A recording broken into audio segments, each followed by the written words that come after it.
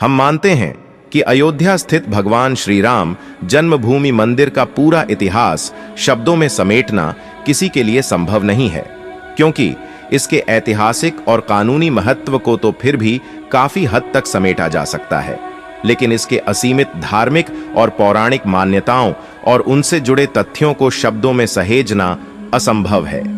फिर भी यहाँ पर हमने इस पवित्र मंदिर के बारे में उसके हर पहलुओं को कुछ गिनती के शब्दों में समेटने की कोशिश की है, जिसकी शुरुआत धार्मिक ग्रंथों और पौराणिक मान्यताओं से की जा रही है।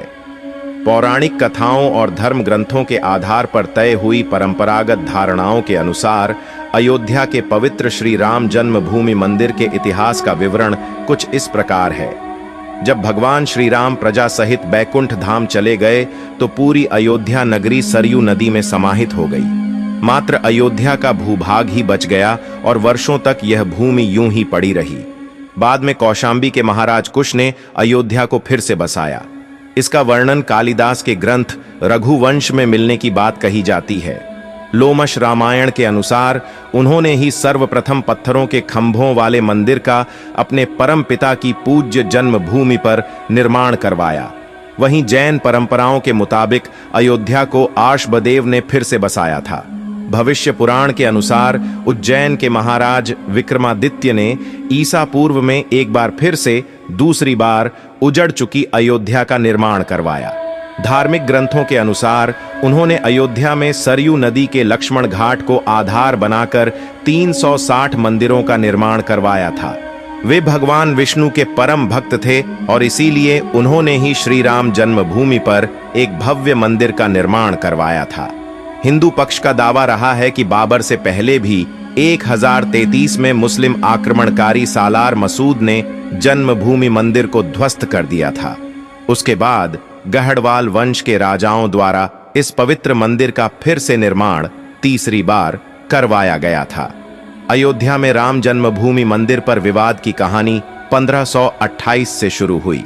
हिंदुओं का दावा रहा है कि मुगल आक्रमणकारी बाबर ने उस पवित्र जगह को तोड़कर उस पर मस्जिद का निर्माण करवा दिया।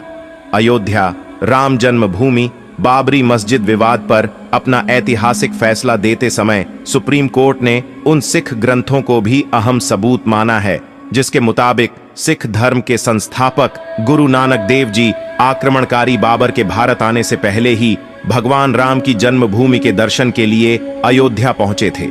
गुरु नानक देव जी 1510 से 1511 के बीच अयोध्या आए थे, जबकि बाबरी मस्जिद 1528 में बनाई गई थी। इतिहासकारों के अनुसार वहां पर बाबर के कहने पर उसके एक सूबेदार ने मस्जिद का निर्माण करवाया था।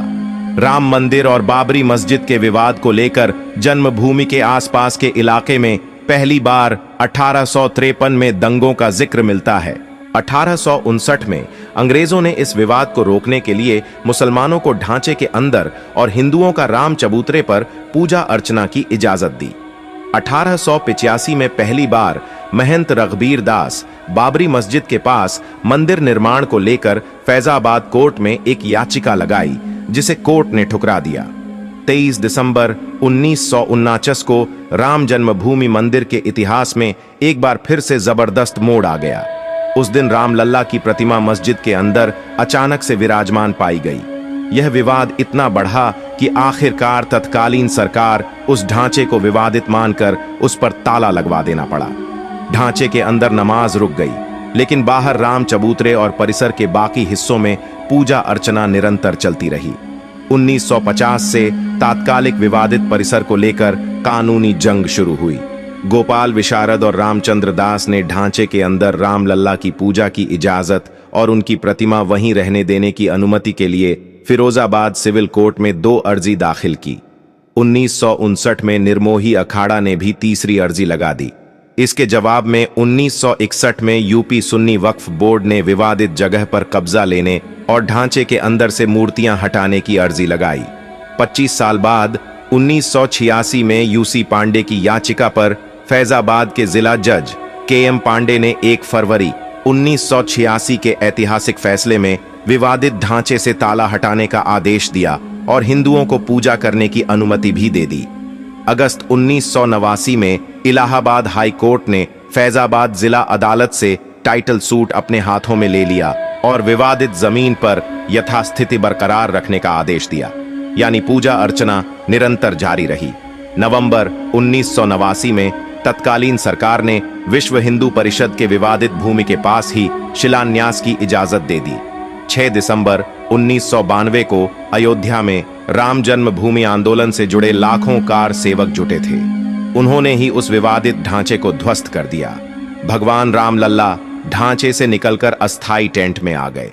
सुप्रीम कोर्ट ने उस विवादित जमीन पर यथास्थिति बनाए रखने का आदेश दे दिया और 6 दिसंबर 1992 से लेकर 9 नवंबर 2019 के सुप्रीम कोर्ट के फैसले तक रामलल्ला उसी अस्थायी टेंट में विराजमान रहे, लेकिन उनकी पूजा अर्चना और दर्शन का कार्य निरंतर संपन्न होता रहा। 1993 में तत्कालीन पीवी नरसिम्हा राव सरकार ने विवादित जमीन के आसपास की 67 एकड़ अतिरिक्त जमीन को भी अधिग्रहित कर लिया। अप्रैल 2002 से इलाहाबाद हाई कोर्ट ने विवादित जमीन के मालिकाना हक पर सुनवाई शुरू की। 30 सितंबर 2010 को इलाहाबाद हाई कोर्ट ने जजों के बहुमत के फैसले से विवादित संपत्ति को 3 दावेदारों में बांटने का फैसला सुनाया। जन्मभूमि समेत 1/3 हिस्सा हिंदुओं को, 1/3 हिस्सा निर्मोही अखाड़े को और 1/3 हिस्सा मुस्लिम पक्ष को। मई 2011 में सुप्रीम कोर्ट ने कई याचिकाओं को देखने के बाद हाई कोर्ट के फैसले पर रोक लगा दी। बाद के वर्षों में सुप्रीम कोर्ट की देखरेख में मध्यस्थता की कोशिशें भी की गईं, लेकिन विवाद का कोई हल नहीं निकला। आखिरकार तत्कालीन चीफ जस्टिस रंजन गोगोई की अगुवाई वाली सुप्रीम कोर्ट की 5 सदस्यीय संविधान पीठ ने 40 दिनों की मैराथन सुनवाई के बाद 16 अक्टूबर 2019 को दशकों पुराने इस कानूनी विवाद पर फैसला सुरक्षित रख लिया। अंत में 9 नवंबर 2019 का वह ऐतिहासिक दिन आया जब सुप्रीम कोर्ट ने सदियों पुराने इस विवाद को हमेशा हमेशा के लिए निपटारा कर दिया। सर्वोच्च अदालत ने संपूर्ण विवादित परिसर पर भगवान राम लल्ला का मालिकाना हक दे दिया और उनके भव्य मंदिर निर्माण के लिए केंद्र की नरेंद्र मोदी सरकार को 3 महीने के भीतर एक ट्रस्ट बनाने की जिम्मेदारी सौंप दी। अदालत ने सरकार को मुस्लिम पक्ष को भी मस्जिद बनाने के लिए अयोध्या में किसी महत्वपूर्ण स्थान पर 5 एकड़ जमीन देने का आदेश दिया। अदालत के इसी आदेश के बाद श्री राम जन्मभूमि तीर्थ क्षेत्र ट्रस्ट ने 5 अगस्त 2020 को वहां भव्य राम मंदिर के निर्माण के लिए भूमि पूजन और आधारशिला का कार्यक्रम तय किया गया है। मित्रों, आपको जानकारी के लिए बता दें कि राम मंदिर का उद्घाटन कार्य 22 जनवरी 2024 को होगा। मित्रों, वीडियो में अंत तक बने रहने के लिए धन्यवाद मित्रों।